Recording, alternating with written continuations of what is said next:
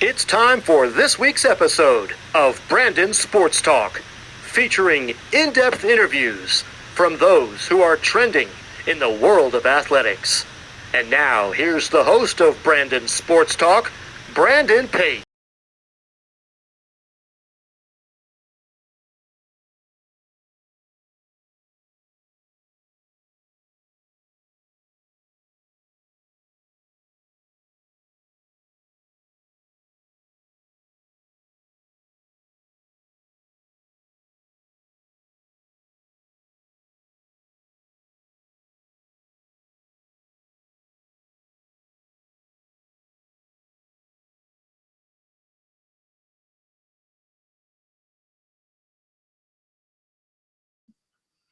Welcome back to Brandon Sports Talk. In today's episode, I have the privilege to interview the Boston Pride NWHL player, Jenna Rheault. How are you doing today? I'm doing great. Thank you so much for having me today. Can you talk about how you knew that you wanted to play professional hockey? Yeah, so I was drafted my senior year at UNH, and I was the 25th pick overall for the Boston Pride.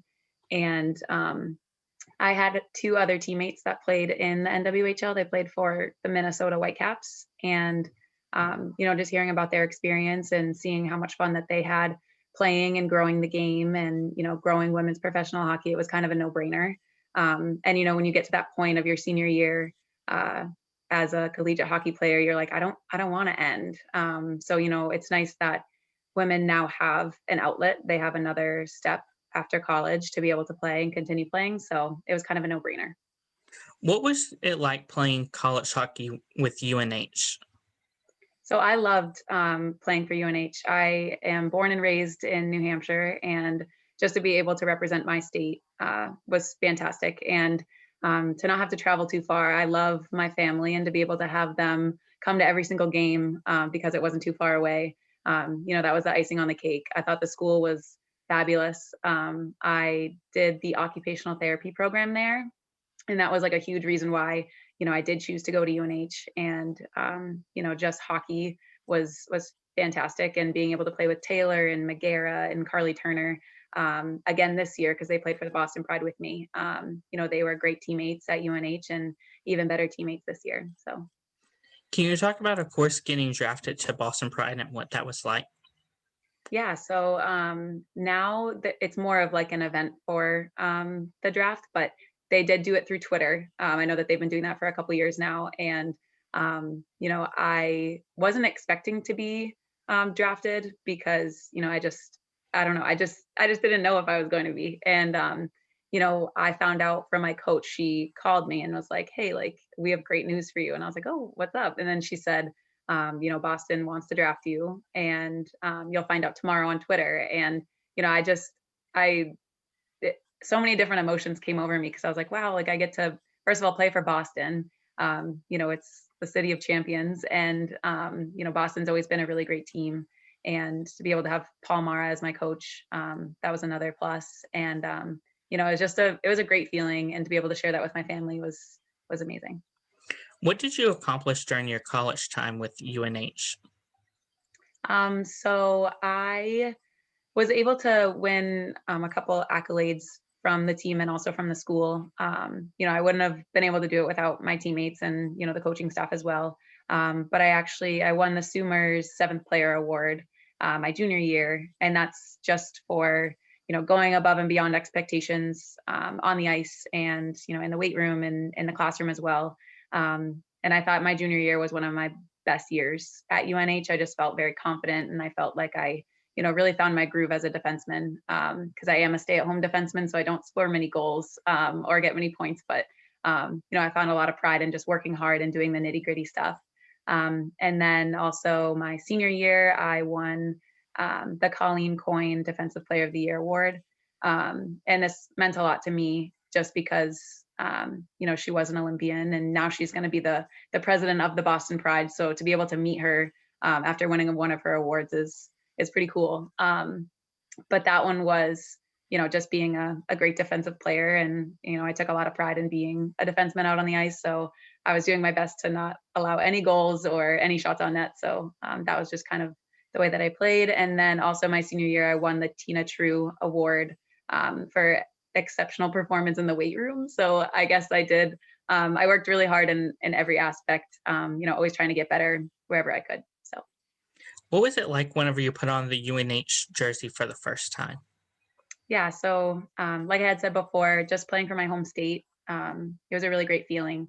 And I actually was a walk-on. I was a walk-on at UNH and a recruited walk-on. And they said if you work hard and you like bust your butt, we'll give you a scholarship. And that's ultimately what happened my sophomore year. And I was able to earn a scholarship for the next 3 years, that's just an incredible feeling in itself because, playing Division I was always my goal, and to play for my home state was just something you can't really describe. So, what is a typical game day like for Boston Pride?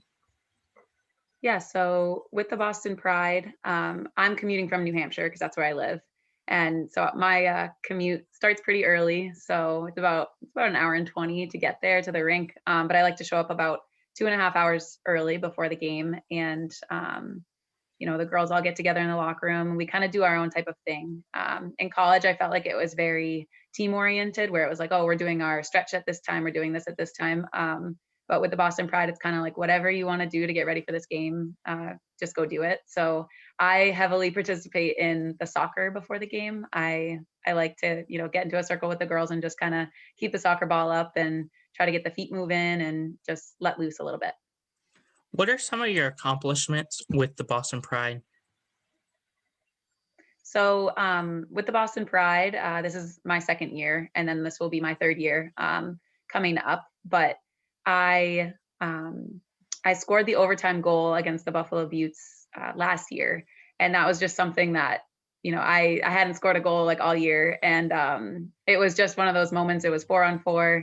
And, I was just in a great spot, and I got a really great pass from my teammate and was able to score. And it was a really great feeling because we hadn't lost a game yet. So to be able to save that winning streak, I think we were 21, we had won 20 games or 21 games. So it was close. It was a very close one. We could have lost, but to be able to contribute to the offense on a rare occasion is always great, but to be able to win in overtime, I think that's one of my biggest accomplishments. And this year I did break my wrist playing for the Boston Pride in the bubble. So I really started off on a great foot, and I got an assist that first game that I played. But that second game is when I did break my wrist. I think it was like my fourth shift in, which was very unfortunate. But to be able to carry through and be able to play in the championship game, that was an accomplishment myself because I was able to heal up, and with the suspension of the season because of COVID, it really played in my favor because I was able to play. So yeah, I would say that's one of my accomplishments as well. Can you talk about, of course, winning the Isobel Cup and lifting it up and hoisting it up? Yeah, so that feeling was amazing because I just felt like it was a really great team effort. This team is something that I've never played on a team quite like this one. We have so much talent, but we also have just so much support. We have support from, our staff off of the ice. We have support from, our coaches, our GM, our president. Everybody is just, so supportive of each other, and we want what's best for each other. And to be able to do that with every single person on my team was great because at Lake Placid, it was, Mary Parker wasn't going to be able to play because she had gone home. And then for myself, I broke my wrist. So it's like, it felt weird to carry on the season that way. So to be able to do that all together, hoisting the Isobel Cup was, words can't really describe it. Can you talk about, of course, with the season being at Holt and having your wrists be able to rest for a while, what was it like when you came back? Yeah, it was really cool to be able to, play in the semifinal and championship game because when I did break my wrist in Lake Placid, it was a no-brainer. I wasn't going to be able to play. There was just no way. So, I took on a new role in Lake Placid, and I was there to support all my teammates and was kind of the cheerleader on the bench and, in the stands. And, I took on that new role with Pride, but, to have the suspension of the season and then be told, hey, we're going to finish this out. Can you play? I was like, oh my goodness. I was like, I need to get therapy going. I need to, try to heal myself up. And, I don't think I played at my best, but I do think that, the support of my teammates being like, hey, like, maybe we do have to pick up Jenna's slack a little bit because of her wrist. It was great to know that everyone was behind me, and, everyone was just so supportive with it. And I do think that God works in mysterious ways. I think that the suspension of the season just, allowed my wrist to heal and to be able to play in that championship game. So. What are some of your game day rituals that you have with Boston Pride? So I'm like the least superstitious person. I just kind of do my own thing, and I'll do the same routine. But if something comes out of order or whatnot, it doesn't mess me up too much. But I have to take my stick before the game, and I also have to have a coffee before the game, to get the energy levels up. But and then soccer, like I said before, I love playing soccer and keeping the ball up with some teammates. So those are probably the three things that must happen.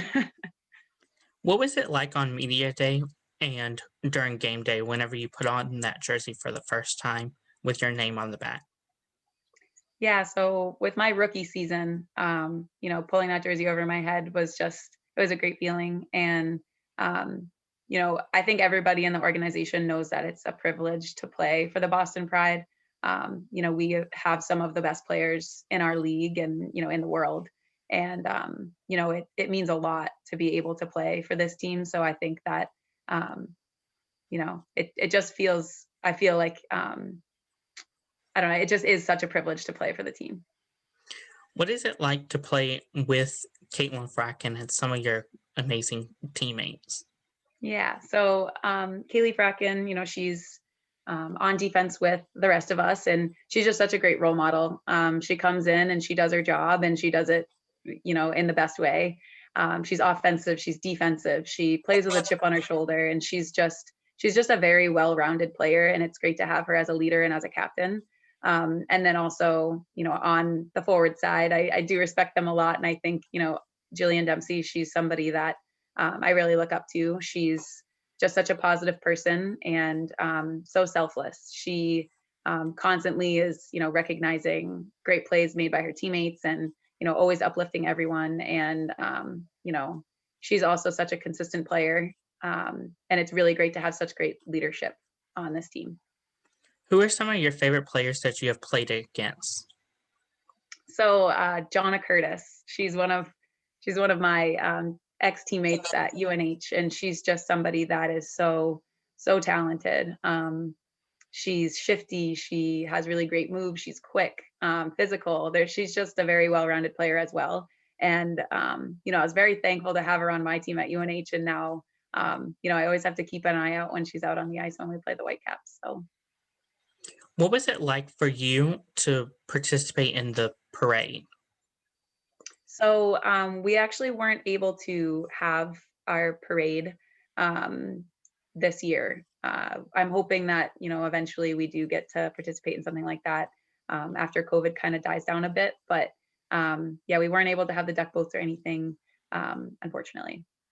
What do you look forward to accomplishing in this upcoming year after being crowned the Isobel Cup champs?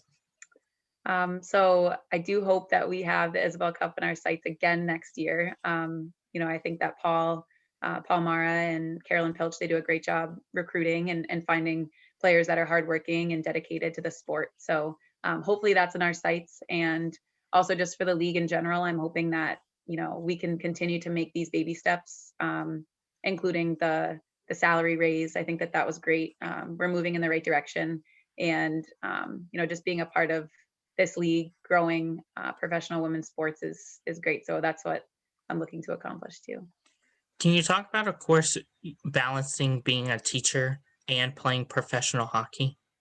Yeah. So my schedule kind of works out great. It's similar to Jillian Dempsey's as well. But being within the school system, your day is done by like 3 or 4 o'clock. So I'm able to have some downtime before I do have to head to practice. But it's great. These kids that I work with are so supportive, and they kind of think we're like a Miss Frizzle. I don't know if you ever read those books, The Magic School Bus, but they really look up to us, and to be like, hey, like my OT or my occupational therapist plays hockey, plays professional hockey. They think that it's so cool, and to have their support and my teacher's support as well is great. And I know when I won, the first day I came back to school, they made posters, they made signs, they did a bunch of things for me just to show that, they were behind me and they were supporting us. So it was great. Oh, that's wonderful. What are some of your future plans for your personal playing career? Yeah, so I want to play as long as I can. I just think that what this league is doing for women and for professional women's hockey is great. And I love playing for Boston as well. I think it's such a great organization, and they're so well organized, and they're constantly looking to improve in every single way, like getting new jerseys for us this year, and we got a bus to go to Lake Placid. They're always trying to make this organization top of the line, and I'm really hoping that I can continue to play to help grow our exposure and our support from fans and stuff. What advice would you give upcoming college players looking to play college hockey? So I guess my biggest piece of advice would be to always continue to get better. I think that for me, I was a walk-on at UNH, and that didn't stop me, because I know that, getting to college is somebody's goal, somebody's dream, and to play in college is fantastic. But sometimes, players kind of stop getting better. They just kind of go to a standstill. But I, continued every single day to try to get better and, beat the person next to me. Obviously, they're my teammates and I want to support them, but I want to be, better. I want to get better every single day. So that's my biggest piece of advice, is to, never stop looking in the mirror and asking yourself, what can I do to be better? What advice would you give college players looking to make it to the professional level? So I would say to always, continue to reach your dreams. If you do want to play after college, you should definitely look into playing in the NWHL, and contact coaches and let your coaches know, because that way of communication is huge. And the more players that we can get in this league, the bigger it'll be, and the more teams we'll have and the more support we'll have. So I would love it if more college players wanted to play in this league. What advice would you give current and future NWHL players? I would just say that, the sky's the limit. And I think that, what we're doing right now with, coaching and providing skills on the side, and doing everything we can to grow the women's hockey community and the girls hockey community. Because I know that we have coaches on our team that are constantly putting in the extra time to help grow girls leagues and girls teams and things like that. So my biggest piece of advice is just to continue doing what we're doing, and the sky is the limit. Where can my listeners find you at on social media? So my Instagram handle is jenna.rheault, and then my Twitter handle is jrheault96. Thank you again, Jenna Rheault, for your interview, and best of luck in your future with the Boston Pride. Thank you so much. I appreciate it. You can find Brandon Sports Talk on Facebook at Brandon Sports Talk, Instagram at Brandon Sports Talk, Twitter at Talk_Brandon, and you can find me on YouTube at Brandon Sports Talk. Don't forget to like, comment, and subscribe. Thank you again, Jenna, for your interview, and best of luck. Thank you. You've been watching Brandon Sports Talk. Please feel free to like, share, and subscribe to Brandon Sports Talk on social media and on YouTube.